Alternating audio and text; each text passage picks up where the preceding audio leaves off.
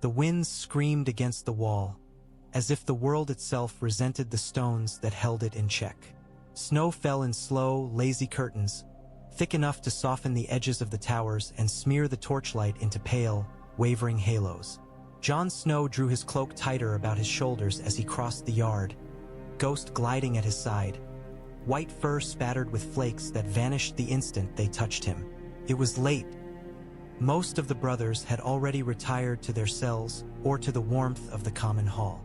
Only a few men moved in the yard, Othel Yarwick shouting at a pair of stewards mending a cartwheel, a sentry stamping his feet atop the gatehouse, Dolorous Ed hauling a sack of grain with his usual air of weary resignation. All ordinary things, Jon thought. Ordinary for Castle Black, ordinary for the life he had chosen when he'd ridden from Winterfell cloaked in bastard shame and boyish hope. Ghost paused suddenly, crimson eyes lifting, nostrils quivering. The direwolf's head tilted to the side, as if listening to something Jon could not hear. "What is it?" Jon murmured, laying a hand on the great white shoulder. The answer came as a dark blur flitted across the face of the moon. A raven, wings beating hard, fighting the wind. Jon watched it once, twice, then plunged toward the rookery in a lurching dive, as though some urgent purpose dragged it down from the sky. "Another message from the south," Dolorous Ed called across the yard, following Jon's gaze. "More good tidings, I'm sure. They've run out of kings down there, might be asking us to send one." Jon snorted, the ghost of a smile touching his lips. "They'll find none here," he said it lightly, but something in his chest twisted. He thought of Robb then, the memory still raw and bleeding. His half-brother, no, his brother, crowned in the north and then butchered at the Twins. A king they had made him, and a dead boy he had become. The realm devoured its kings as the winter devoured the weak. Ghost nudged his hand, insisting. "All right," Jon murmured. "Let's see what tidings fly on black wings tonight." He turned toward the tower where Maester Aemon kept his birds and his secrets, unaware that within a few minutes the life he had built upon the wall would be shaken like snow from a bough. Unaware that the name he had worn all his life was about to be weighed against another, older and burning. The rookery smelled of droppings and straw and old feathers, familiar scents that had clung to Aemon Targaryen for longer than most of the men at Castle Black had been alive. The ravens muttered and rustled as he moved among them, a blind man treading paths he knew better than any map. His fingers were his eyes. They brushed along the smooth curve of a perch, the roughness of a rope, the warmth of feathered bodies shifting in the dark. He heard the bird before he touched it, the frantic flutter and frantic croak of a raven fresh from hard flight. Its wings beat against the air, scattering cold drafts over his face. Aemon reached out, murmuring softly, and his hand closed around sleek feathers and thin, trembling legs. "There now," he whispered. "You have come far, I think." The bird pecked at his sleeve, impatient. Its leg bore a small cylinder, the wax seal brittle beneath his searching thumb. Aemon held it carefully, fingers moving with the delicate assurance of long practice. The sigil he could not see, but he could read the shape of it, the feel of the pressed wax, the little grooves beneath his nail. A reed, crossed and bound. Old memories stirred in the dim recesses of his mind. A quiet man in a shy lord's hall, the only one to speak up for a doomed prince's love. "Howland Reed," Aemon said softly. The name should have been lost to the south, to river mist and reed beds, to time. Yet his hand had not forgotten. He cracked the seal. The parchment crackled as he unfurled it, a sound like dried leaves underfoot. The ink within was bold, recent, not the faded spider scratch of an old maester. Someone who had chosen each word with care. Aemon tilted the page as if light could help him, though it had been many years since light had given him anything at all. He read with his fingers, slowly, his fingertip gliding over each raised letter. The words bloomed in his mind as though they had been written in fire instead of ink. Lyanna Stark, Prince Rhaegar, a tower in Dorne where the sun burned the stones white, a bed soaked in blood, and a promise whispered through cracking lips. A child, a name. Aemon's breath caught, old heart stumbling in his chest. "No," he said aloud, but the parchment did not change beneath his touch. The words remained where they were, inexorable. A secret kept for near 2 decades, carried by the quiet lord of a quiet land, now loosed like a falcon into the frigid air of the far north. Jon Snow, Aemon whispered. The name felt different in his mouth now, heavy as a prophecy. Oh, gods have mercy, the ravens answered with ragged caws, as if mocking the idea of mercy anywhere in this world. Maester Aemon asked for you?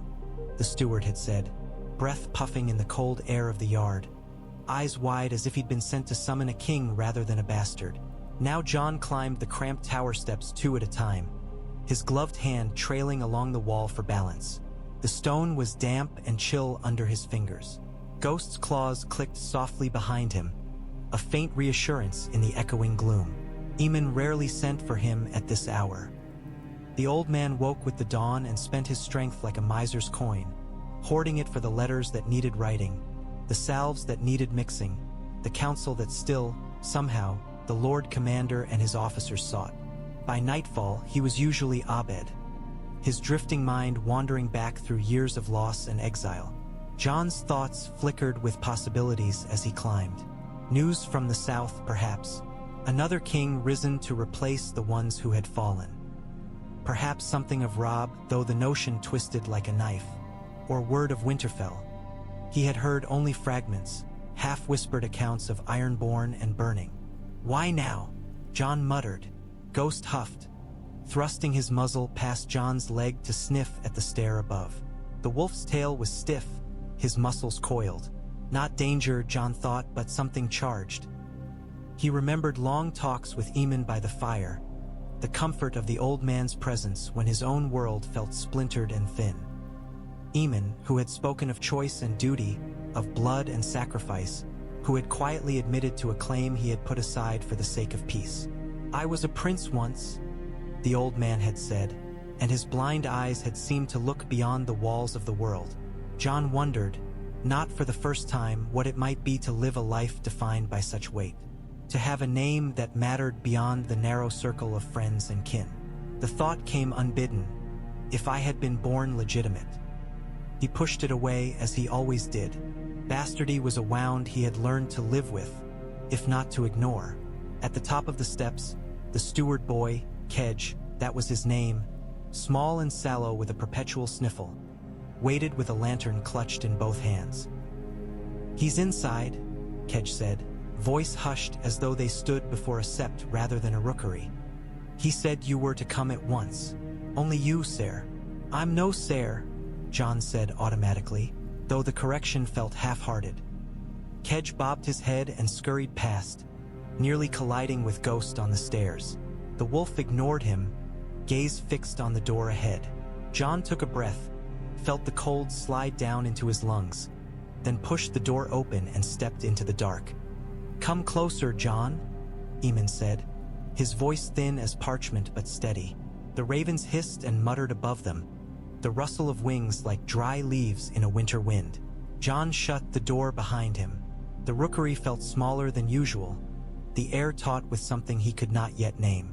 The single lamp cast a puddle of yellow light onto the table, leaving the corners of the room in shadow. In that dim space, Aemon's age seemed to fall away. There was a sharpness in the set of his shoulders, a coiled focus in the way his blind eyes lifted toward Jon's voice. Maester, Jon said, you sent for me. I did. Aemon's fingers smoothed the parchment before him, though Jon could see it had already been unfurled and read. Come sit.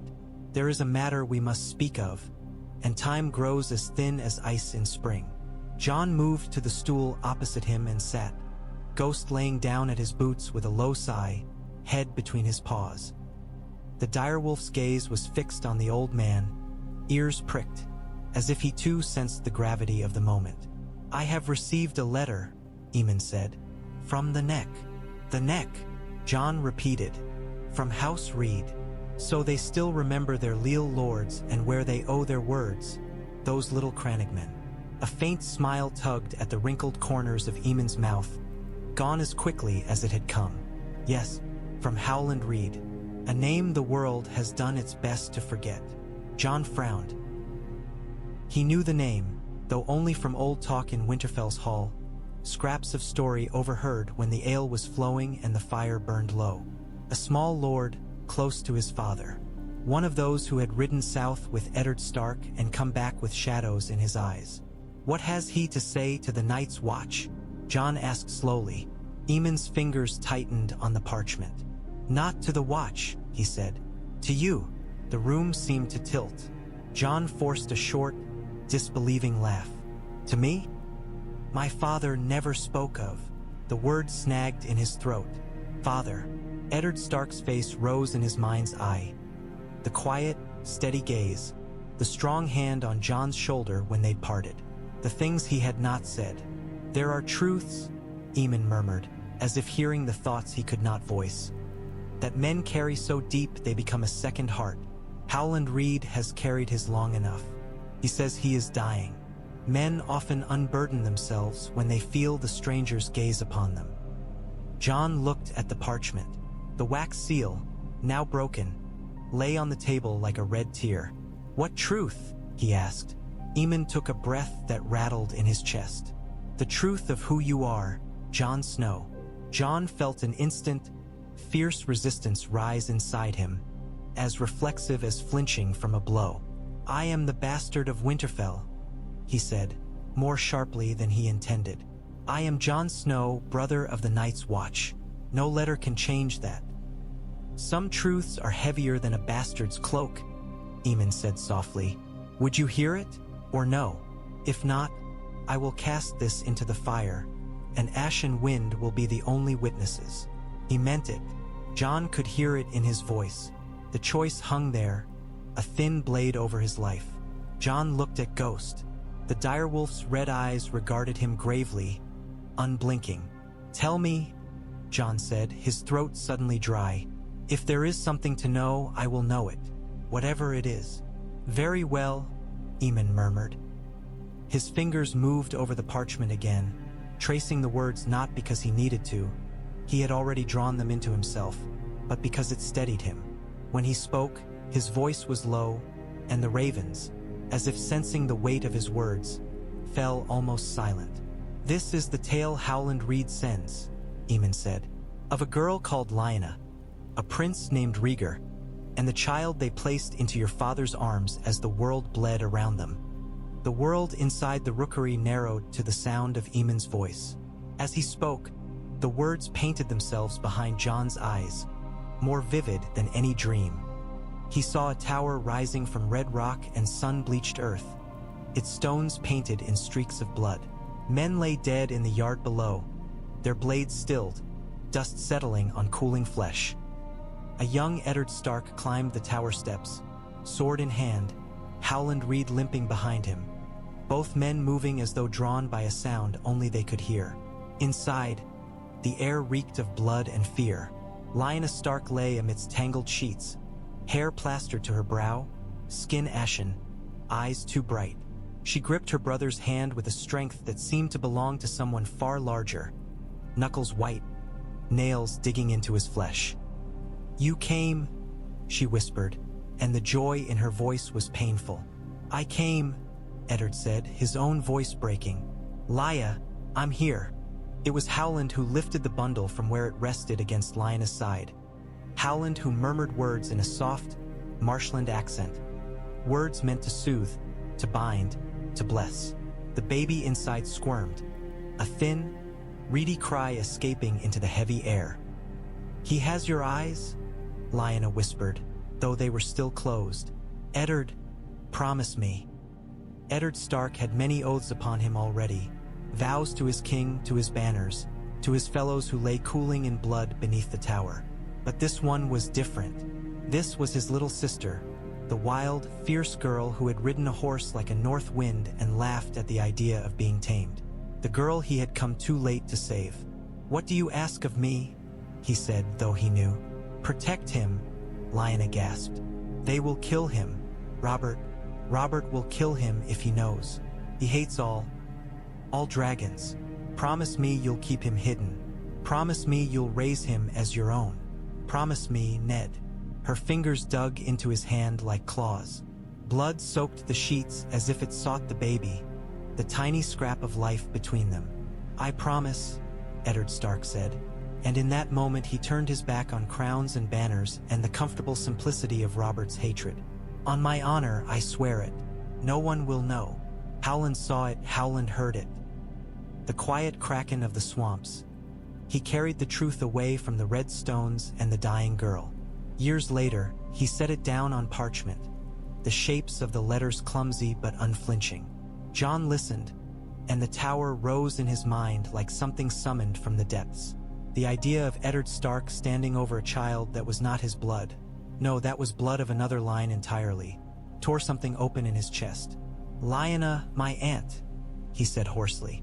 "You're saying that she and Prince Rhaegar loved," Aemon said. "Foolishly, perhaps, destructively, but not as the songs claimed, nor as your usurper king painted it. A wench stolen, a rape, a dragon's crime. No, Howland Reed swears by earth and water and his own blood that Lyanna went willingly, that she begged Rhaegar to keep their child safe from Robert's madness." Jon shook his head. "If this were true, my Lord Stark would have told me. He would have said something." "Eddard Stark told no one, Jon," Aemon said softly. "Not his king, not his lady wife, not even his own brother on the wall. He chose his sister's last wish over every other bond. He gave the child a bastard's name and a bastard's place to keep him alive. The ravens stirred above them, restless.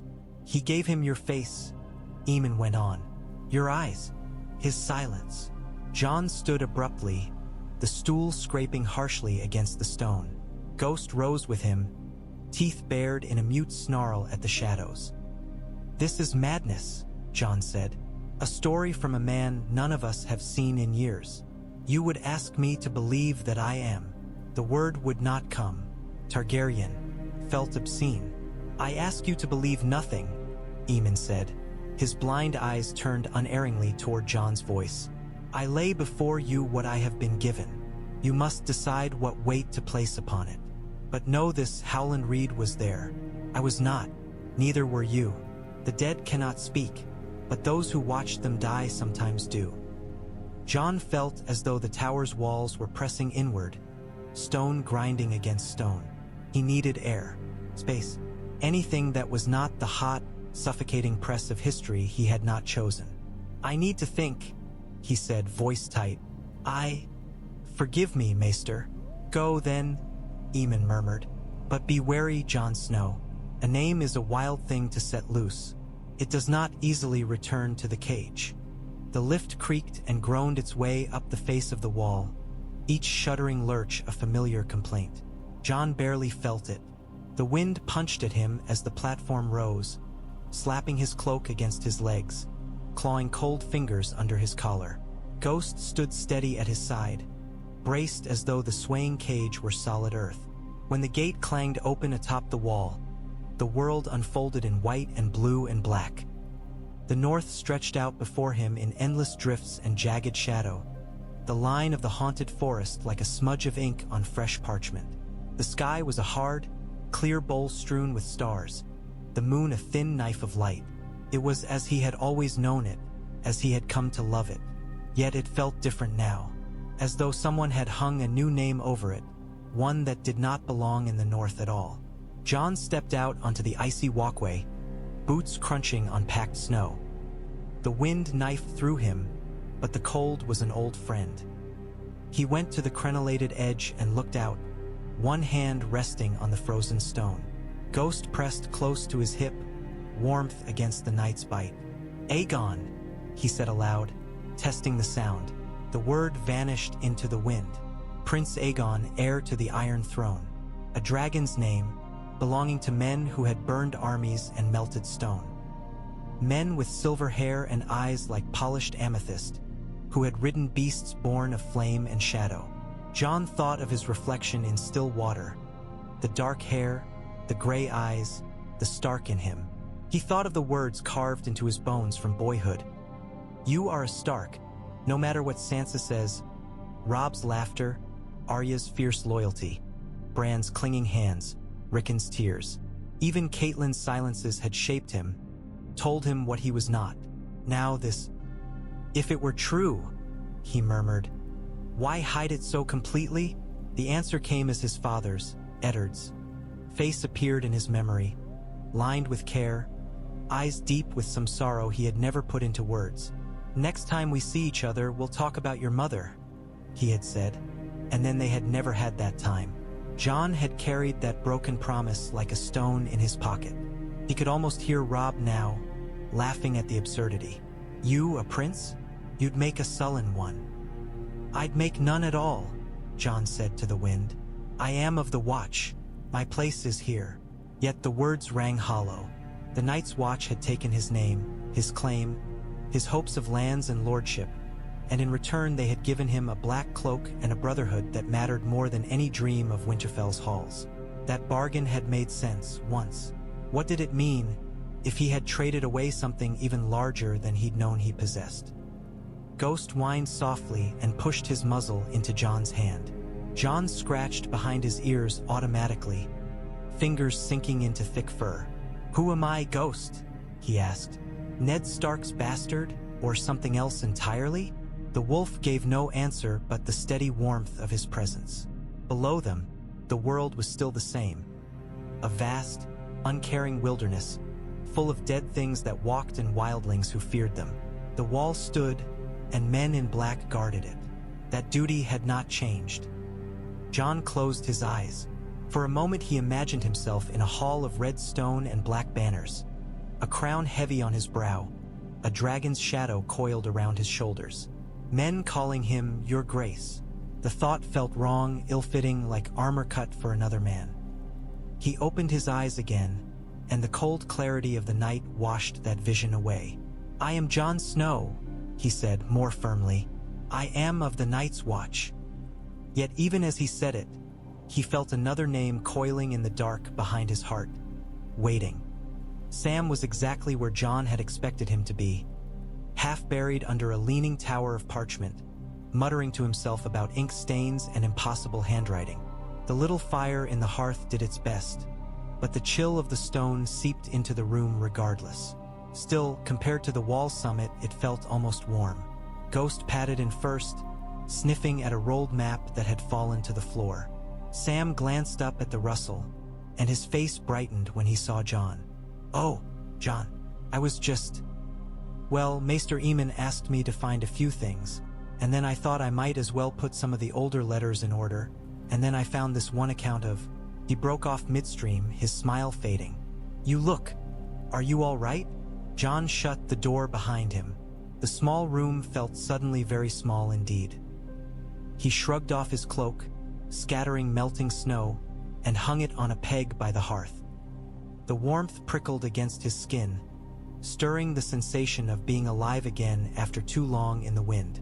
I spoke with the Maester, he said. He received a letter. Sam's face clouded. From the south? Is it bad news? Is it about the wildlings? Not the wildlings, Jon said. He sat on the bench opposite the fire, elbows on his knees, fingers laced tightly together. Ghost lay down at his feet with a faint grunt, as if relieved to be off the ice. Sam hesitated, then shuffled around the table to sit beside him, the bench creaking under their combined weight. He glanced sidelong at Jon, worry plain on his face. If you can't say, I understand, Sam said softly. Some letters are meant for the Lord Commander only, or the officers, or... It concerns me, Jon said. Only me. That's the trouble of it. He stared into the flames, watching a knot of wood blacken and crumble. How did one put such a thing into words? It seemed foolish, spoken aloud. A wild fancy. Sam, he said slowly, if someone told you that everything you thought you knew about yourself was wrong, what would you do? Sam blinked, taken aback. I'm not sure I ever thought I knew very much about myself to begin with, he said, attempting a smile. It faltered under Jon's lack of response. But I suppose I'd try to find proof. Books, records, witnesses. That's what Maester Aemon always does. Belief is one thing, evidence is another. Jon huffed out a mirthless breath. Spoken like a true maester. Sam flushed with pleasure at that, then looked down, worrying the hem of his sleeve. "Is this about your mother?" he ventured. "You once said Lord Stark never spoke of her. If someone sent word about—" "It's about my father," Jon said, and the words felt like cracking ice. "Or the man I thought was my father," he told Sam then in halting bursts. The letter from Howland read, the story of the Tower of Joy, Lyanna Stark's dying plea. He did not repeat the more fragile pieces, the way Aemon's voice had trembled on certain names, but he laid out the bones of it. Sam listened with a kind of horrified fascination, his mouth falling open, hands knotted together in his lap. When Jon finally fell silent, the fire had burned down to red embers. "That's—" Sam searched for a word, failed to find one. "Jon, that's enormous. If it's true." "If." The word was a knife. "It isn't that I doubt Maester Aemon," Sam hurried on, "or Lord Reed, but this is the sort of thing maesters in Old Town dream of proving. We would look for records. A marriage between Prince Rhaegar and Lyanna Stark would have to be witnessed, written down. It would change everything." "Or nothing," Jon said quietly. "I took the black. I swore the words. I shall take no wife, hold no lands, father no children. What use is a crown on the head of a man sworn to serve?" Sam looked stricken. "You think this is about crowns? What else would the realm think if word got out?" Jon said, "We have a boy king in the south clinging to a throne his mother won with wildfire and treachery. The Lannisters snarling over what they've taken. Stannis Baratheon mumbling about his rightful claim. And now this, a dragon's heir locked up in black at the end of the world." He shook his head. "I want no part of that." Sam's eyes were soft. "What do you want, then?" Jon opened his mouth. The answer that tried to come was simple. To keep the realm safe, to guard the realms of men, to be worthy of the trust the Watch had placed in him. Those were the vows he had chosen. But beneath that, something older shifted. The scent of pine and snow in Winterfell's Godswood. Robb's arms slung around his shoulders. A place at the high table. A father who looked at him without the shadow of secret in his eyes. "I don't know," Jon said honestly. "For now, I want this to be either a lie or a truth that never leaves these walls." Sam nodded slowly. "Then, for now, we treat it as a secret. We look when we can for proof. Quietly. If there are answers to be found in Old Town, I'll find them when I go. Until then, you're Jon Snow. You are who you've chosen to be." Jon let out a breath he hadn't realized he'd been holding. "Thank you, Sam." The gratitude felt small in the face of what loomed ahead, but it was real. The Godswood at Castle Black was a stunted thing compared to Winterfell's sprawling sanctuary. But it was the only place in this hard stone maze where Jon felt the old gods might still be listening. The weirwood there was smaller, its branches twisted and gnarled by endless winter wind, but its leaves were the same deep red, its face carved with the same sorrowful eyes. Snow had dusted the ground, muffling his footsteps as he approached. He sank to one knee before the heart tree, the cold seeping through wool and leather. Longclaw rested across his thighs, its pommel, a white wolf's head, turned toward the face in the bark. Ghost settled a short distance away, curling into himself, watchful but at ease. The wolf's fur looked almost luminous against the dimness of the grove. Jon stared up at the carved face. The eyes did not move, but he had been raised to believe they saw. "You knew, didn't you?" he asked softly. "All this time you watched, and you knew what I was and said nothing." The wind answered, rattling the leaves. He had prayed here before in moments of fear and doubt. He had asked for Robb's safety, for Bran's healing, for strength to lead men older than himself into battle against dead things. The gods had given him no clear answers, only the cold and the whisper of leaves. Yet somehow that had always been enough. Now he did not ask, he accused. "Why didn't he tell me?" Jon whispered. "If it's true, if I'm not what I thought, why keep it so tight to his chest that he took the secret to the grave?" The face in the bark regarded him with its dripping red eyes. "Did you know?" Jon pressed. "When I knelt here as a boy, angry at Catelyn, at my bastard's lot, did you laugh at me? Did you know I had another name, another fate, and you let me bleed?" His breath fogged the air. It felt like he had broken some rule, speaking to the gods in this way, but no thunderbolt came from the sky. Only the endless patience of the tree, its roots sunk deep into old earth.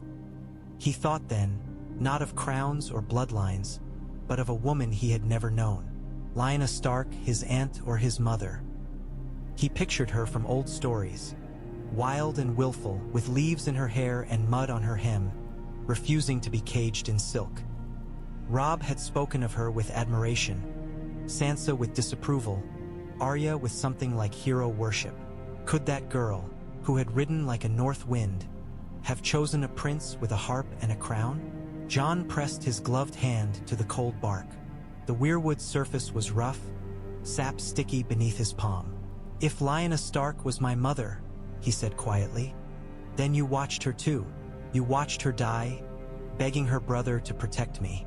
Was that your will, then? For me to live as I have, half belonging and half outcast?" He thought of Aemon's lined face, of Sam's gentle eyes, of Jeor Mormont's gruff trust, of the wildlings he had led through the wall, of Ygritte's laughter, echoing in stone caves.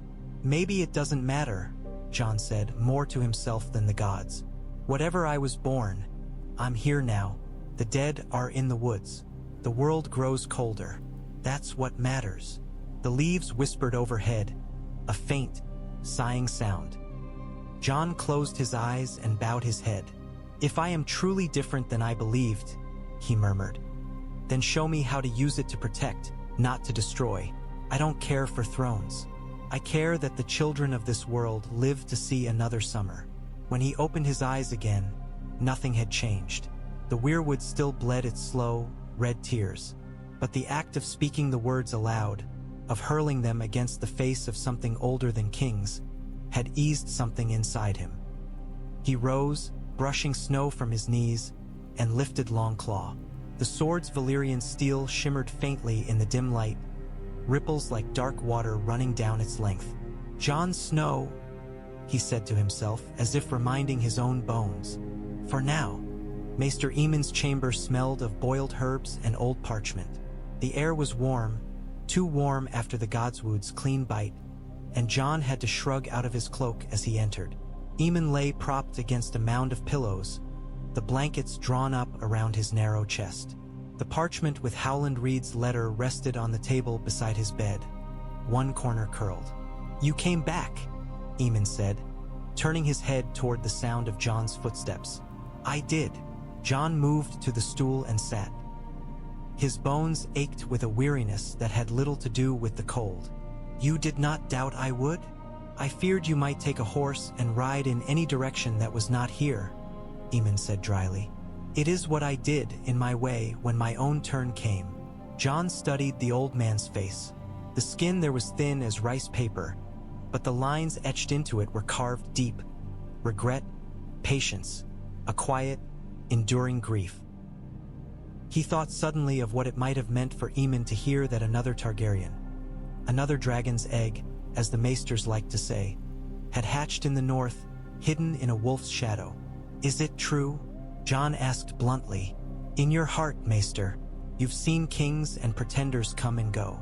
You knew Prince Rhaegar. You knew the Mad King.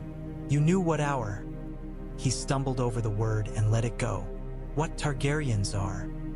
Aemon's blind eyes shone with a moisture that might have been reflection from the candlelight. "I knew them," he said softly. "I knew the boy Rhaegar, who read so many books he forgot to eat. I knew the young man Rhaegar, who woke one day and decided he must be a warrior because a prophecy in a dusty volume whispered it. He was not mad, Jon. He was solemn and sad, and far too convinced that he was meant to save the world." "And did he?" Jon asked. Aemon's mouth twisted. "The world is not saved, so I would say no, but I do not doubt he loved deeply, perhaps unwisely. That too is a Targaryen failing." He reached out, and Jon placed his hand in the old man's without thinking. Aemon's fingers were light but steady. "I believe Howland Reed," Aemon said, "because I knew your father and I knew my nephew, because I have felt your presence since the day you came to us. A Stark by name and look, yet with something in you that burned like banked coals. Because the world is rarely kind enough to offer us such fitting ironies as a dragon hidden at the end of it." Jon looked down at their joined hands. His skin was rough and weathered from sword practice and cold. Aemon's was a map of old age, blue veins threading the parchment. "What am I to do with it?" Jon asked quietly. "I am a sworn brother. I can never be a husband, a father, can never give this name to sons or pass lands to daughters. I have no use for it." "You have less use than most would," Aemon agreed, "and more than you think." He let go of Jon's hand and gestured weakly toward the window slit, where only darkness showed. The world beyond these stones quakes with fear and greed. Men claw at thrones and castles, tearing each other apart, all while the true enemy gathers in the cold. You know this. You have seen their eyes. Jon's mind flashed to the dead thing on the fist, the blue glow, the smell of corruption. "If word of your birth spreads," Aemon went on, "the South will erupt. Many will seek to use you. Some will seek to kill you. Others will want to follow you. You will not be able to remain merely Jon Snow. You will be made a banner, whether you will it or no." "I don't want a banner," Jon said. "I want men on the wall. I want food for the wildlings. I want dragonglass and steel and warmth enough to keep children from freezing in their mother's arms.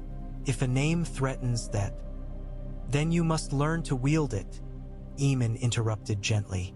"Like a sword, like a torch, names have power, and there is power, too, in choosing when not to use them." He sighed, a fragile sound.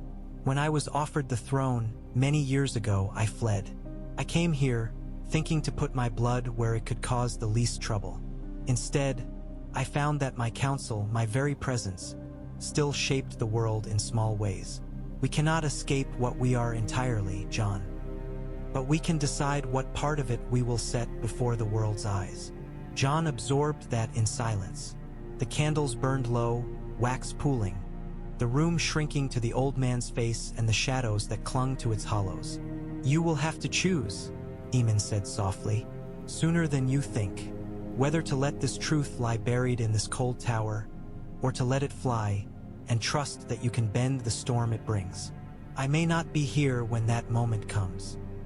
A chill that had nothing to do with the wind crept up Jon's spine. "Don't speak like that," he said. "You're stronger than you look." "I am 98 years old, Jon Snow," Aemon said with something like amusement. "I am strong in the way of old oak roots, not in the way of young branches. When I go, I would like to do so knowing that I helped you see yourself clearly, if only for a moment." He lifted his hand again, found Jon's wrist, and squeezed. "Whatever name you choose, remember this. You are not only the blood of dragons or of wolves. You are yourself. The choices you make now will matter more than any accident of birth." Jon swallowed, throat tight. "I'll try to remember that. That is all any of us can do," Aemon said. Dawn came late and pale, as it always did this far north in the deep of the year. Jon stood once more atop the wall, boots planted on frozen stone, watching the first thin rim of light bleed over the horizon. The sky shifted from black to indigo, then to a washed-out gray that felt less like morning and more like another shade of night. Below, the forest crouched under its mantle of snow. Mists coiled through the trees, clinging to the dark trunks as if reluctant to rise. Somewhere out there, dead men walked with blue fire in their eyes, indifferent to crowns and names and the secret carried in a crannogman's hand. Ghost paced along the parapet, his white fur stained faintly gold by the newborn light. Every so often he would pause to peer out into the distance, ears pricked, as if listening to a music Jon could not hear. The wall itself hummed beneath Jon's feet, that faint, deep thrum he had only noticed since returning from the wildlings.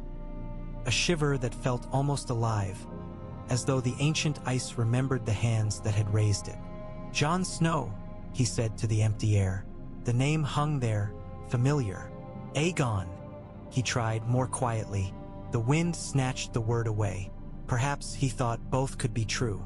Perhaps the boy who had grown up under Ned Stark's gaze in Winterfell's cold halls, and the infant laid in blood-soaked sheets in Dorne were not enemies but parts of a whole he had yet to fully see. Wolf and dragon, ice and fire, bound together in a bastard skin. He thought of Sam, promising to hunt through the Citadel's dust for proof. Of Maester Aemon, frail but unyielding, urging him to treat his name as a tool rather than a chain. Of the wildlings beyond the wall, the brothers at his back, the south tearing itself to pieces while winter sharpened its knives. Whatever he was by birth, the world would not wait for him to decide. A gust of wind slammed into him, flattening his cloak against his body. He leaned into it, eyes stinging, and felt a strange, fierce clarity. "I will guard the realms of men," he said softly, words half lost to the gale. "Whatever blood runs in my veins, my sword is here. My watch is here." That much was simple. The rest could wait. Yet even as he told himself that, he saw futures opening before him like cracks in spring ice. Stannis Baratheon's hard eyes, measuring him anew if he ever learned the truth. Queen Cersei's poisoned smile curdling at the rumor of a dragon in black. Daenerys Targaryen, if half the whispers wandering up the King's Road were true, marching from the far side of the world with 3 living dragons and a people's adoration. And in the center of it, the Night's Watch, understrength and underfed, clinging to a wall of old ice. Jon squared his shoulders. Whatever name he bore, he would need to be more than he had been yesterday. Not for his sake, but for theirs. Ghost trotted back to him and pressed his head against Jon's thigh. Jon rested his hand between the wolf's ears and looked north until the cold burned his eyes. Somewhere between the boy he had been and the man the world might demand he become, there would be a line. When the time came, he would have to choose which side of it his name would stand on. For now, the wall held. For now, the dawn was enough. The days that followed the letter from Howland Reed were as gray and bitter as any Jon Snow had seen at Castle Black. Yet the world seemed somehow sharper, its edges newly honed. Every familiar sight took on a faint, unreal cast. The wall loomed as it always had, an endless slab of ice and age, but now he could not stand beneath it without thinking of other walls. Those of Dragonstone, of the Red Keep, of places his blood was supposed to remember. Life went on. It always did, even when lives within it had changed. Brothers drilled in the yard, swords clashing, breath steaming. Stewards hauled sacks of turnips and barrels of ale. Rangers sharpened spears and mended harness. Above them, all the red and black banners of Stannis Baratheon's cause flapped, the flaming heart over the crowned stag snapping in the wind. "Maester Aemon coughed blood this morning," Samwell Tarly said, his voice low. His cheeks were blotched with cold and worry. "Only a little, but he's weaker. He tires so quickly now." I was reading to him from one of the older chronicles, and halfway through a sentence he just drifted off, like a candle blown out. Jon glanced up toward the tower that held the Maester's chambers. From this angle, it was just a slice of dark stone against the pale sky. "He's seen more years than anyone I know," Jon said. "Even oak trees fall in the end." "I know," Sam murmured. "It's only... I can't imagine Castle Black without him. It feels wrong, like the wall without its ice." Jon understood that more keenly than Sam could know. Aemon had become a fixed point in his life almost without his noticing. A quiet, steady presence, as constant as the cold. The old man's words about names and choices still echoed in his head at odd hours. Sometimes he found himself listening for that thin, dry voice even when the Maester was nowhere nearby. Across the yard, a flicker of red caught his eye.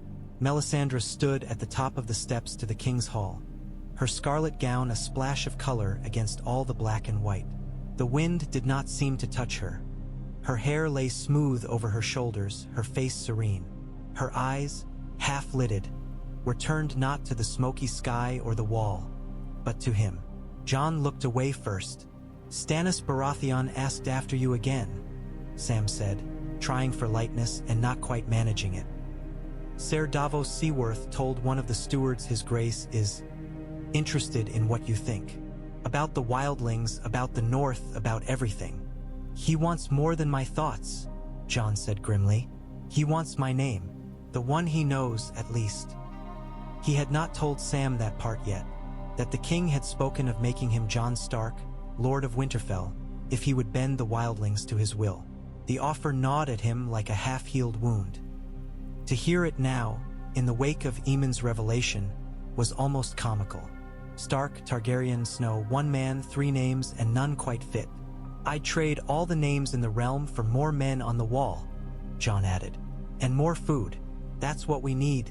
Not more banners. Sam nodded, though his eyes kept drifting toward the Maester's tower. He asked to see you, he said after a moment. Maester Aemon, he told me to fetch you as soon as I could. He was very insistent for him. Jon felt his chest tighten. I'll go now, he said. As they turned toward the tower, Jon felt it again, that prickle between his shoulder blades. He glanced back and found Melisandre still watching him, the faintest smile on her lips, as if she saw more than a man walking through snow. Ghost bared his teeth, a soundless snarl, red eyes fixed upon the red woman. Jon laid a hand on the direwolf's neck.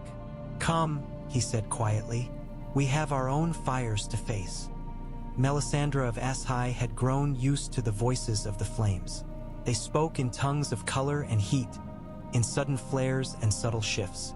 Men thought fire only burned, but it also whispered, if one had patience enough to listen. She knelt now in her private chamber, the brazier's heat pressing against her face, sweat beating at her temples despite the chill that seeped through the stones. The coals glowed like a bed of rubies, tongues of orange and blue licking upward, reaching. Show me the prince that was promised, she murmured in the old tongue. Show me Azor Ahai, reborn amidst salt and smoke. The flames answered as they always did, but not as they once had. Where once she had seen Stannis Baratheon's shadow framed in fire, sword aloft, now the images flickered, unstable. The king still appeared, grim and hard, his blade shining, but his outline wavered, as if the fire itself doubted. Other shapes intruded. Snow. At first, she had dismissed it as chance, a mere reflection of where she now dwelled. Of course the flames would show snow, with miles of it piled up around them. Yet this was not the formless white drifts outside her door. This snow had weight and shape, dark hair and gray eyes, a sword at his hip. Jon Snow. He stepped through her visions again now, unbidden, cloak snapping in a storm of embers. A white direwolf padded at his heels, red eyes gleaming like coals. Behind him, the wall rose, not as a monolith, but as a translucent barrier of ice through which she could see shapes moving, shadows with cold blue eyes. Melisandre's ruby pulsed at her throat. The flames leaped higher, casting long shadows on the walls. The image shifted. Jon Snow's face blurred, stretched, and for an instant she saw not a man of the north but a sigil, 3 dragon heads, mouths open in silent roar, scales glistening crimson gold. Then that, too, warped, and the dragon twisted into a wolf the size of a hall, fur white as the wall, jaws dripping with black blood. Salt and smoke, blood and snow, fire and ice. Melisandre's heart beat faster. You are stubborn old gods, she muttered. You cling to your secret names. Again she called for Stannis Baratheon, for the king she had crowned in the sight of her god. Again the flames gave her Jon Snow, standing in a storm of ash, his cloak of flame but his flesh unburnt, eyes fixed on something in the distant dark. A crack sounded as a log collapsed in the brazier. Sparks flew. For a moment, in the smoke, she thought she saw a woman's face, pale with wild dark hair and eyes full of fierce, desperate love. Then it was gone, leaving only the taste of iron in the air. Who are you? Melisandre whispered to the empty chamber. Bastard or more? The fire did not answer in words. It never did. But the next time the flames bent, throwing up one last image, She saw a blind old man lying in a narrow bed, his hand clasping that of the snow boy. The old man's lips moved, shaping words she could not hear. Aemon Targaryen, she realized, the last dragon in chains. Not the last, the fire seemed to murmur, in its own voiceless tongue. Melisandre sat back on her heels, the floor cold through the thin silk of her gown. Her certainty, once as solid as stone, felt strangely brittle. "If you are wrong, Rhaegar," she said softly, "I will have to be right for you." Maester Aemon seemed smaller each time Jon Snow saw him now, as if the cold were slowly whittling him down. His skin had gone translucent, a map of blue veins beneath parchment, and his breath came with a faint rattle. Yet his blind eyes still turned unerringly toward the door when Jon entered, as if his other senses had only grown sharper while his body failed. "Jon?" Aemon said, and the faint warmth in that single syllable eased some tension Jon hadn't known he was carrying. Samwell Tarly hovered near the foot of the bed, clutching a leather-bound volume in both hands. "He said he wanted to speak with you alone," Sam blurted. "I can stay if you—" No, Aemon's interruption was gentle but firm. "Samwell Tarly, you have duties in the rookery. You know how the birds grow restless if you are away." Sam looked torn between obedience and concern, but he bobbed his head. "Yes, Maester." He turned to Jon. "I'll be just outside. If you need anything." When the door had shut behind him, the room felt quieter, the hush almost reverent. Ghost sighed from his place near the hearth, head resting on his paws, eyes half-lidded but alert. "Come closer," Aemon murmured. "My hearing is not what it once was, and there are some things that should not be flung about like feed in a yard." Jon dragged the stool nearer and sat so close that he could smell the bitter herbs on Aemon's breath. "How do you fare?" he asked. "As one fares when winter comes for a man instead of a tree," Aemon said, a hint of dry amusement threading through his tone. "I have little left to shed before the snows are done with me, but my mind, for the moment, is my own. I would use it while I can." He reached out, fingers searching, and Jon offered his hand. Aemon's grip was light but steady, bones like birds under the papery skin. "I have been thinking about our last talk," the old man said. "About names and the weight we put upon them, and about my own failures." Jon frowned. "You've done more good from this bed than most men do with swords in their hands." "I have done what I could," Aemon allowed. "But there were choices I made long ago that shaped what is happening now. When I refused the throne, I thought I was sparing the realm another war of succession. I fled to this wall, thinking to end the dragon line with myself so that peace could grow in its absence." He gave a thin, humorless smile. "Men's plans amuse the gods, I think. Or perhaps they anger them." Jon wanted to protest, to tell him that the world did not rest on the shoulders of one old man's decisions. But Aemon squeezed his hand, forestalling him. "You bear a name that could crack the realm open like a seed," Aemon said softly. "Not Snow, not even Stark. I speak of the name the letter proclaimed. Targaryen. You must understand what that means, beyond the songs and the tales of madness." "I know what people say of them," Jon replied. "That they were conquerors, that they married brother to sister and bathed cities in dragonfire." "Some did," Aemon said. "Some were monsters, some were fools, some were kind.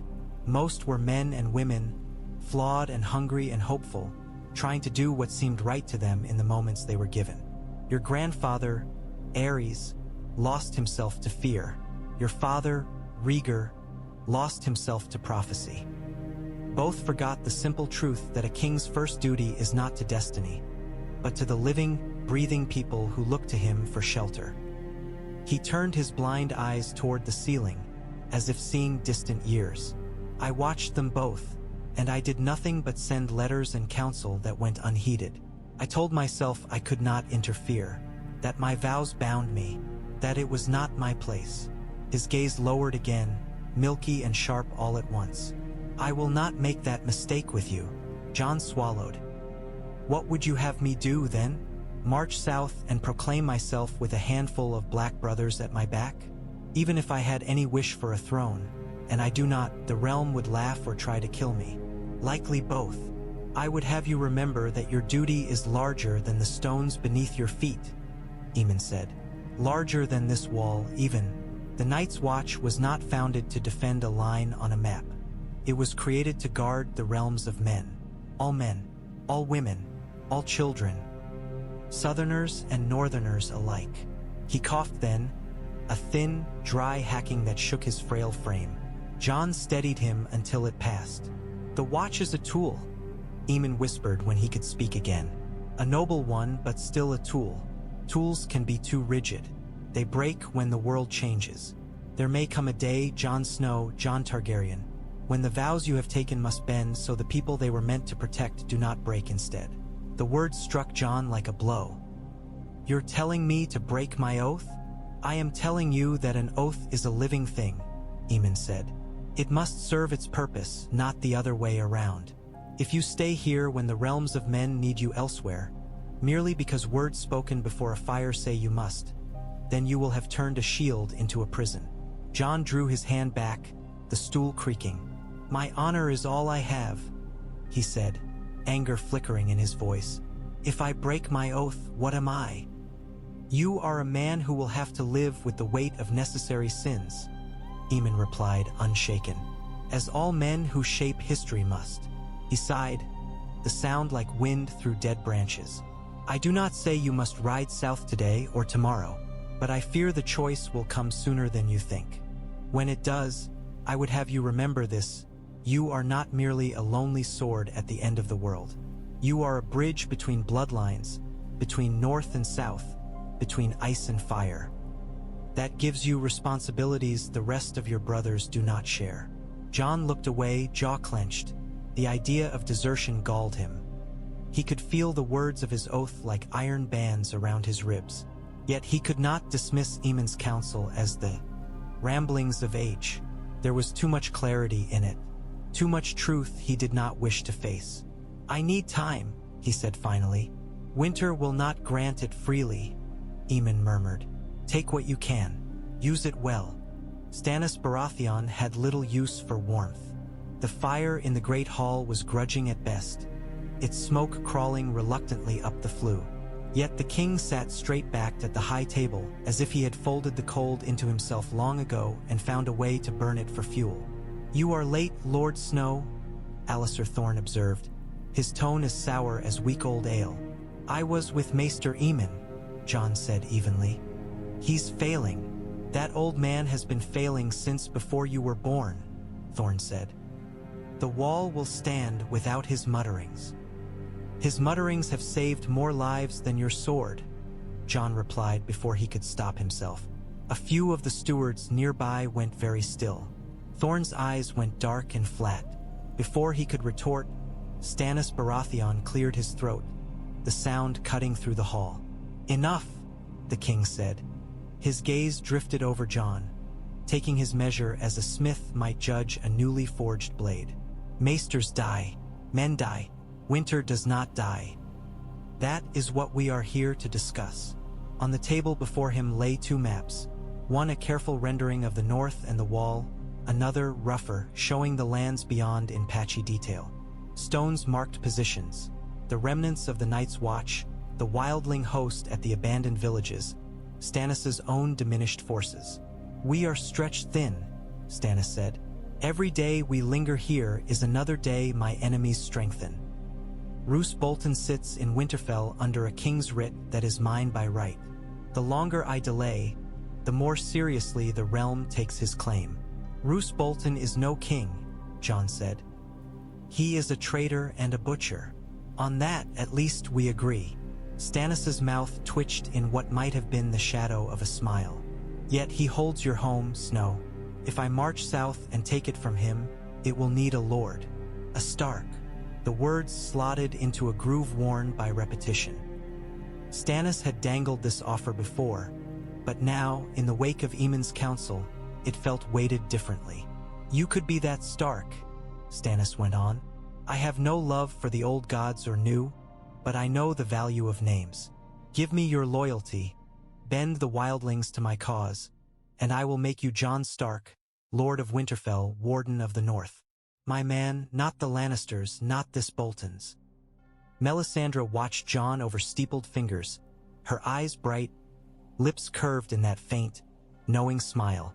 "My place is here," Jon began. "Your vows are words," Stannis cut in. "Useful words, perhaps, but still words. The Night's Watch has dwindled into a remnant. 200 men, if that.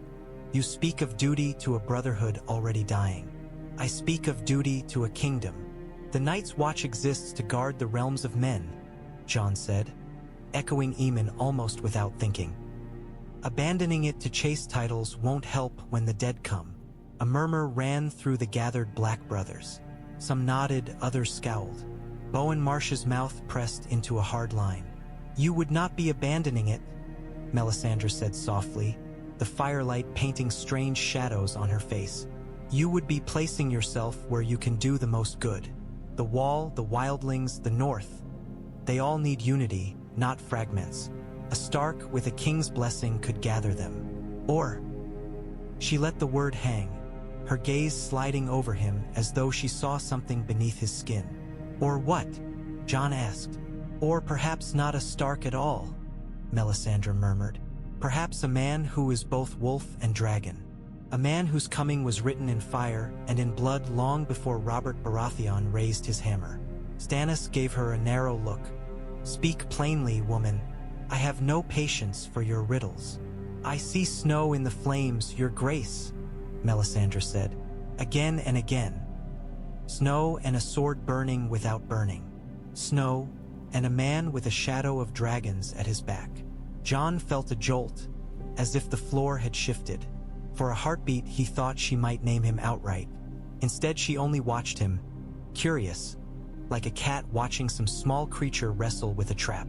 "My place is here," Jon said, forcing the words out. "For now, with my brothers. The Watch needs what men it has. Perhaps when the realm understands the threat that lives beyond the Wall, it will send more. Until then, I will not leave it weaker."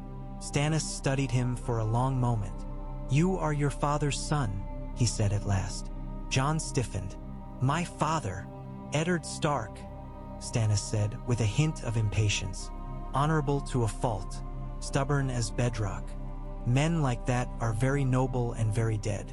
Think on my offer again, Snow. Winterfell will not hold itself." "I will," Jon said, though he was no longer sure which father the king had meant. Night wrapped the tower in quiet. The wind still moaned outside, but its voice was dulled here, the thick stone muting the worst of its teeth. The candles had been pared down to save tallow. Their small flames threw uncertain light, leaving much of the room in shadow. Maester Aemon slept fitfully, his breath shallow, lips moving as if in conversation with ghosts. Jon Snow sat beside him, Longclaw propped against the wall, his own eyes gritty with fatigue. He should have been on the wall, inspecting the Watch, or in the yard, overseeing drills. Instead he was here, clinging to the last threads of a presence that had held Castle Black together for longer than anyone could remember. In his sleep, Aemon's face was unguarded, all the discipline of his long life stripped away. Jon saw then the remnants of the man he had once been. A prince of Dragonstone, perhaps, or a hopeful younger brother standing in the shadow of a throne. The lines of age did not quite hide the bone structure beneath, the set of the mouth that echoed paintings Jon had seen of dead kings.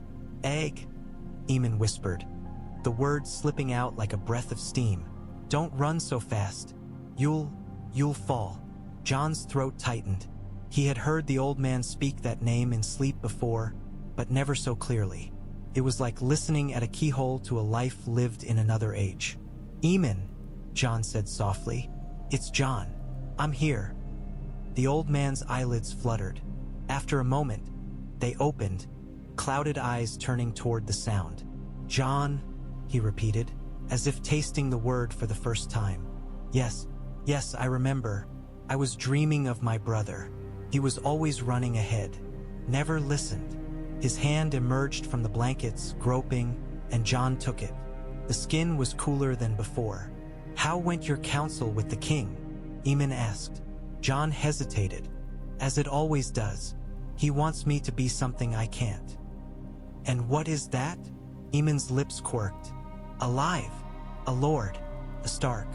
His man in the north. Aemon's fingers tightened around his. And what did you tell him? That my duty is here, Jon said. With the watch. With the wall. Is that what you believe? Aemon asked. Or what you think a good man should say? The question startled him. It's what I feel. Now, today. Ask me again tomorrow and perhaps I'll have some other answer. The ground seems to shift under my feet each time I think I've found something solid. That is what it means to stand on the fault line of history, Aemon murmured. You feel the tremors before others do. He drew a slow, careful breath. Listen to me closely now, Jon. The world beyond these stones is sliding towards something. I can feel it in the air, the way a man with old wounds feels a storm. The war with the Lannisters. Not that small squabble, Aemon interrupted, a hint of contempt in his tone. That is a game for crows picking over a corpse. I speak of what walks in the cold, of the dead, of the long night trying to find its way back into the sky. He turned his head on the pillow, his milky gaze seeming to fix on Jon's face. You have seen them, he said. Few men still living can claim that. You have killed one. Fewer still can say as much. When word of what you are spreads, because it will, in time, the great lords will see you as a threat, as a pawn, as a hope. But the dead will see you differently. How? Jon whispered, though he was not sure he wanted the answer. As light, Aemon said simply. A candle in a dark room, and they will try to snuff it out. He paused, breath hitching, then continued. I ran from my duty once, Jon. I told myself I was doing the realm a service by removing myself from the board, by refusing a crown that might have cost thousands of lives. Yet in doing so, I left my house to others less suited to bear it. Men who burned when they should have bent, who listened to prophecy when they should have listened to their people. His hand trembled in Jon's. If the choice comes to you, to flee your duty for the sake of an oath, or to shoulder a burden you never asked for in service of a higher one, do not make my mistake. Do not run from who you are meant to be, out of fear of the cost. Jon thought of the wall, of his brothers, of the vows he had spoken with a boy's earnestness and a man's understanding. He thought of Winterfell's gray stone, of a red throne of twisted swords, of a girl in a blood-soaked bed begging her brother to protect her son. And if who I am meant to be costs me everything I am now, he asked, then you will bleed, as all men who matter do, Aemon said. But better to bleed for something that will live beyond you than to wither in safety while the world burns. His eyes closed again, the lines of his face softening. I am tired, he whispered, so very tired. I have given you all the counsel I can. The rest is yours. Jon sat there long after Aemon's breathing had smoothed into something like sleep, the old man's words weighing on him like a second cloak. The wall at night had its own kind of silence. The wind still keened, the ice still creaked inside, but the clatter and murmur of men fell away, leaving only the vast, indifferent breathing of the world. Jon Snow walked the length of the parapet with his cloak pulled tight, boots crunching on frost-hardened snow. Ghost moved beside him, a pale shadow, his fur almost blue in the starlight. Every so often the dire wolf would pause, nose lifted, inhaling scents carried on the wind. Once he growled, low in his throat, ears laid back. What do you smell? Jon asked. Ghost's eyes flashed red in the dark. He turned his head northward, toward the forest and what lay beyond. Jon could not smell what the wolf did, but he felt it nonetheless, the sense of something stirring out there, just beyond sight, a presence like pressure on his skin. In the past, when his thoughts grew too tangled, he had come here and looked north. The emptiness had steadied him. Whatever games and griefs the South played at, the wall remained, and beyond it lay a harsh, simple truth. Live or die. Cold and hunger, spear and tooth. It had been enough. Tonight, his gaze kept sliding south instead. He could not see beyond the faint suggestion of the King's Road, a dark line under a sky of ice. Somewhere down that invisible path lay Winterfell, held by a man who fashioned cloaks from human skin. Further still, King's Landing, reeking of smoke and secrets. Beyond even that, seas and cities he had only heard of in Aemon's fading tales. He thought of Stannis Baratheon's hard offer. Jon Stark, Warden of the North. He thought of Melisandre's words, of snow in the flames and shadows of dragons. He thought of Howland Reed's letter, tucked away in Aemon's chest, a few lines of ink with the power to redraw maps in men's minds. "I never asked for any of it," he said to the night. "I wanted to be the man in black at the end of the world, not whatever this is." The stars did not answer. They only burned, cold and distant. Somewhere in his memory, Maester Aemon's voice whispered, "You are a bridge between bloodlines, between north and south, between ice and fire." Jon rested his gloved hands on the icy stones, feeling the ancient cold seep into them. Could he be that bridge and still stand here? Could he honor his vows and his blood both, or would one have to break for the other to stand? He tried to imagine riding south under a different banner, calling lords to his aid, speaking not as a brother of the Night's Watch but as a man with a claim. The image sat ill with him. He saw himself at a high table, giving orders, weighing taxes, hearing disputes. The idea of lording over others made his skin crawl. Yet he could not deny a simple truth. From up here, the realm looked small and far away. The same was true in reverse. Men in King's Landing spoke of the wall as if it were a fairy tale, a story told to children. Would they ever understand the danger if someone did not bring it to their door? Ghost nosed at his hand, pulling him from the loop of his thoughts. "You think too much," Jon said to the wolf, half a smile tugging at his mouth. "Or maybe that's me."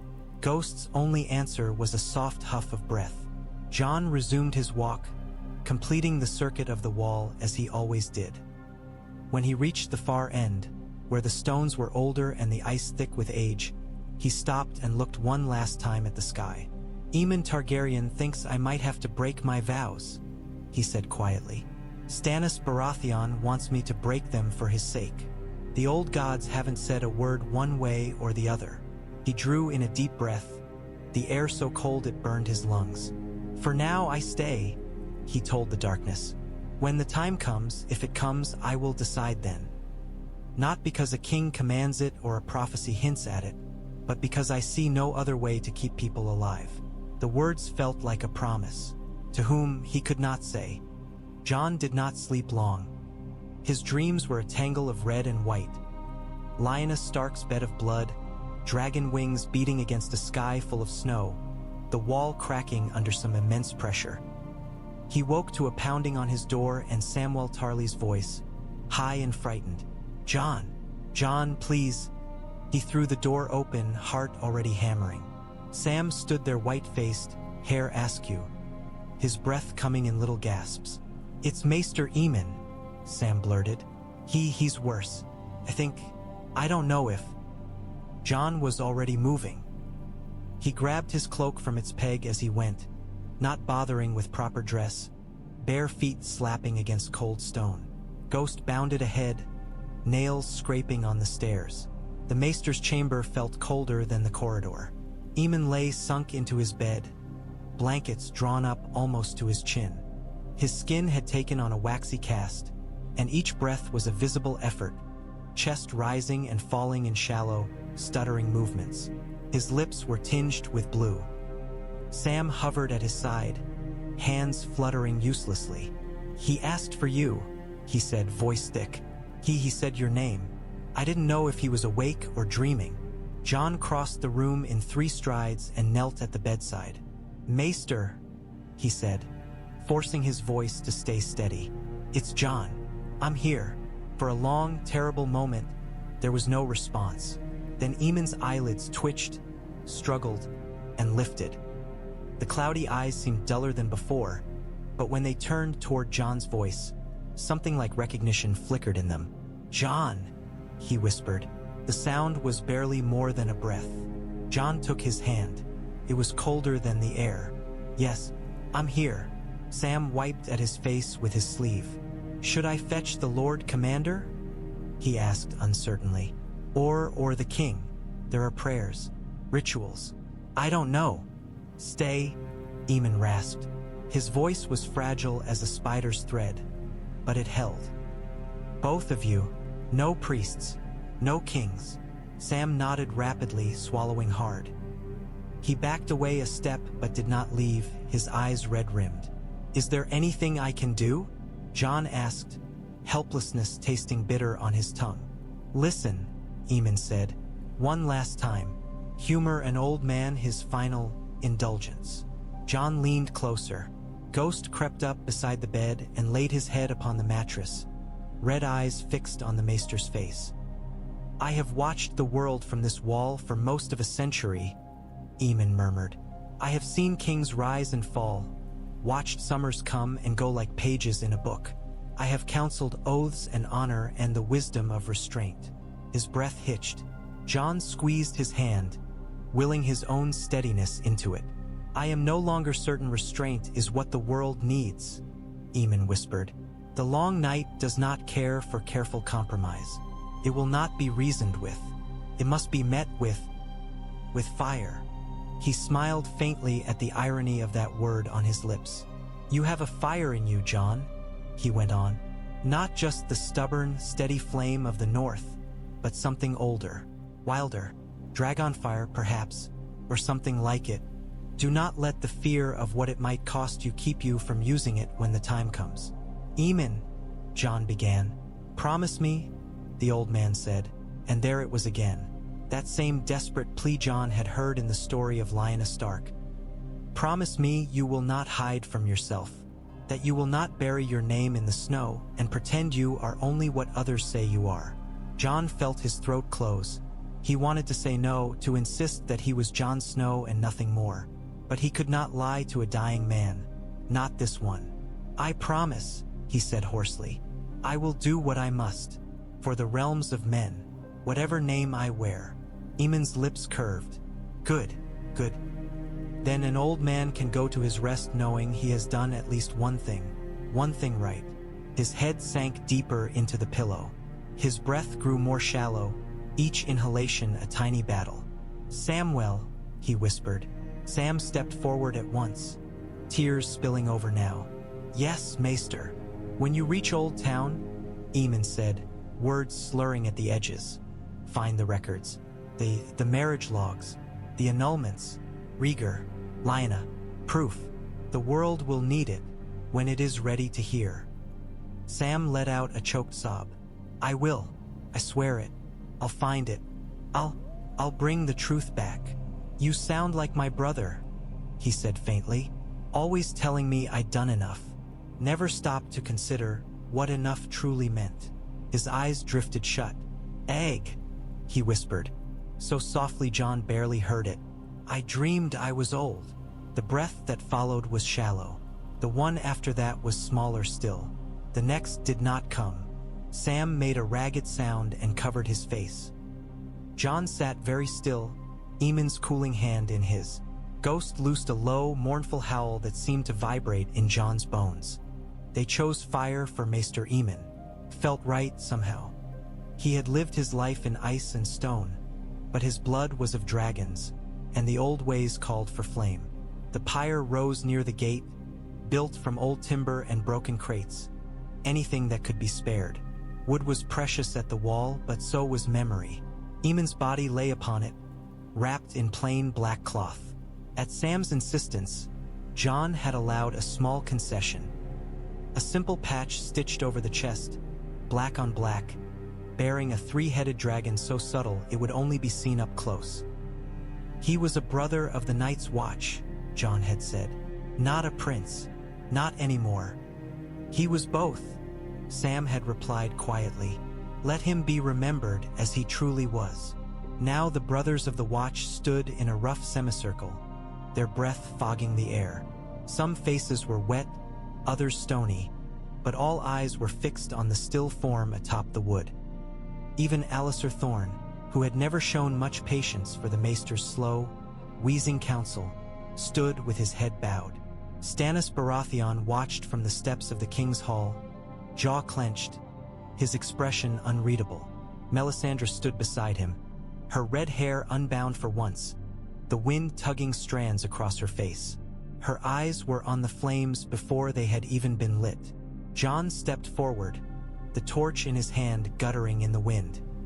Samwell Tarly stood to his right, fists pressed into his sides as if that were all that held him together.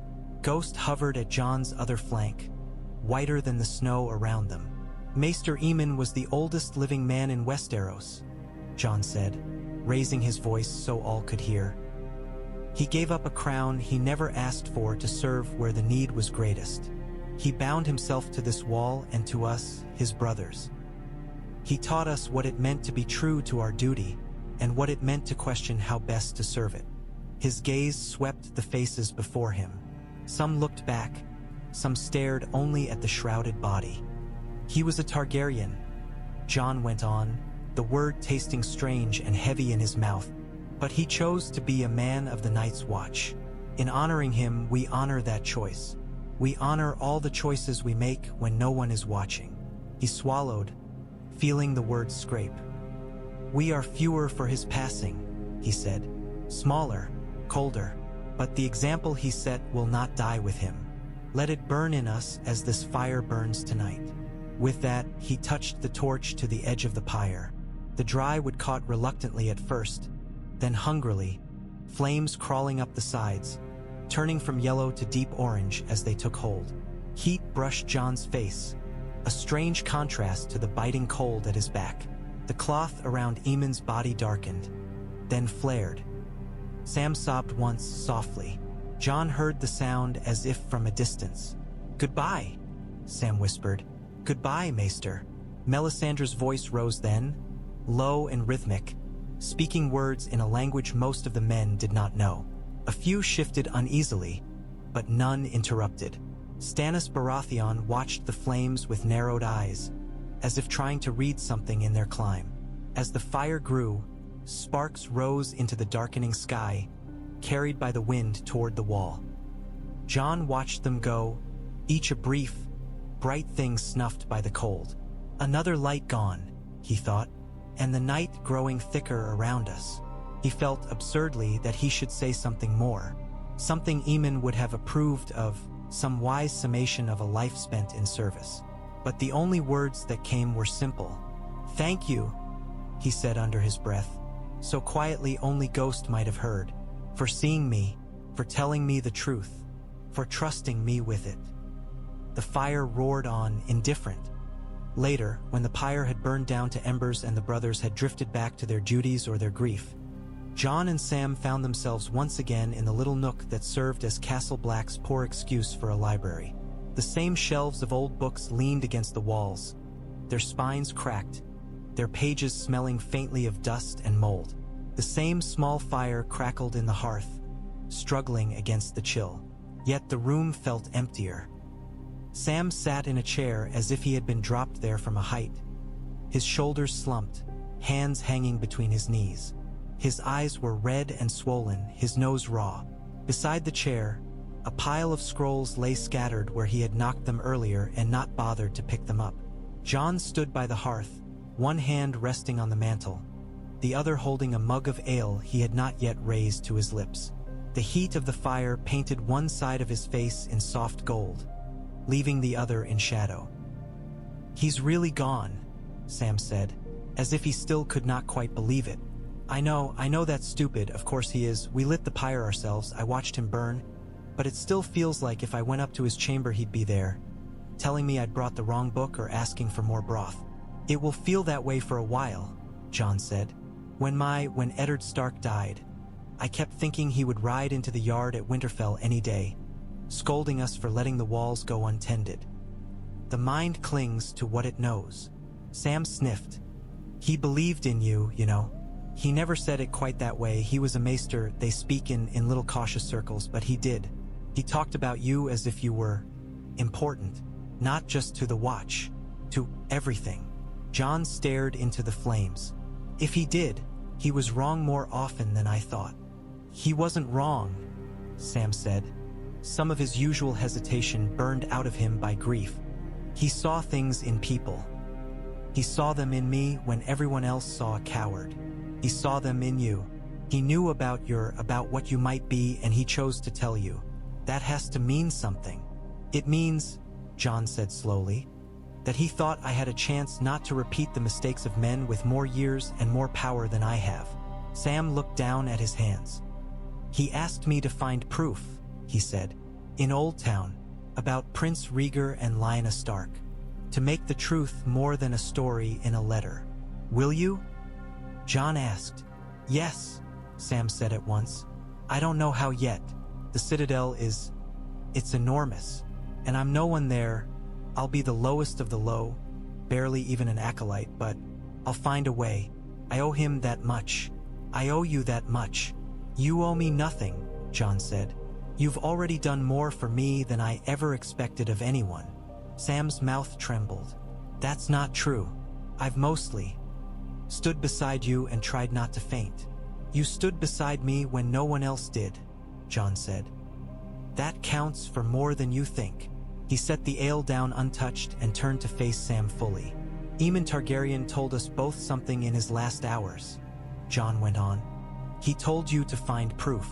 He told me not to hide from what I am. I don't know yet what that means in practice, but I know this. Whatever comes, I'll need your help. Your eyes, your books, your annoying insistence on evidence. Sam let out a watery laugh. I can do that. Good, Jon said. Because the world beyond this wall is tearing itself apart over shadows. If your proof can turn a shadow into something solid, it might save lives. Sam nodded, wiping at his nose. And what will you do? He asked. Now that he's gone. Now that you've made that promise. Jon looked back at the fire, at the single log cracking under its own heat. I'll do what I've always done, he said. I'll stand where I am and hold the line until it breaks or bends. Only now I know that if bending means walking away from the wall to keep the realm from falling, I may have to do it. I won't like it. I may hate myself for it, but I won't pretend I don't see it coming. He paused, then added, almost to himself, and I'll carry his last counsel with me, that the worst sin is not in failing to live up to an oath, but in letting fear of breaking it keep you from doing what must be done. Sam watched him, eyes troubled. I don't want you to have to make that choice, he said softly. Neither do I, Jon admitted. But the dead don't ask what we want. Ghost stirred, stretching, then came to lean against Jon's legs. Jon rested a hand on the direwolf's head and drew strength from the solid weight.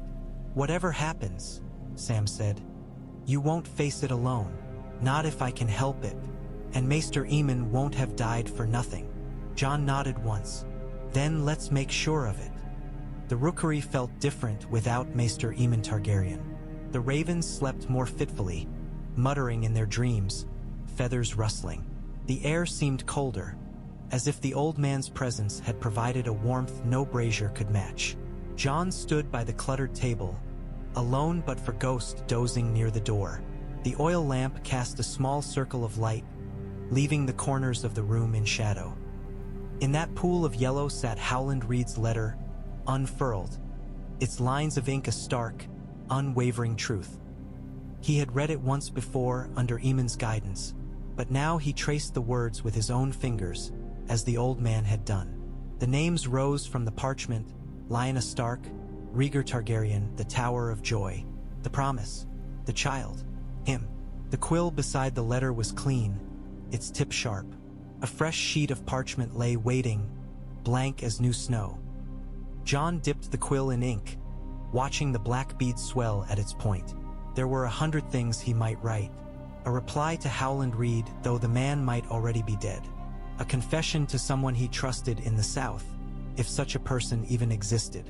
A warning to lords who would never read a letter bearing the hand of a Night's Watch bastard, no matter what blood he carried. He lifted the quill, hesitated, then set it to the page. The first words came slowly, as if dragged out of him. To Lord Howland Reed of Greywater Watch, he wrote, the letters uneven but legible. If this reaches you, Know that your truth has found its way to the end of the world." He paused, listening to the soft breathing of the ravens, to Ghost's occasional huff of breath. "I do not know what you hoped would come of it," he continued. "If you sought to unburden yourself before the stranger came, you succeeded. If you meant to arm me with a name, you have done that as well. I carry it now, whether I will or no." He set the quill down, flexing his cramping fingers. Ink gleamed wetly on the page.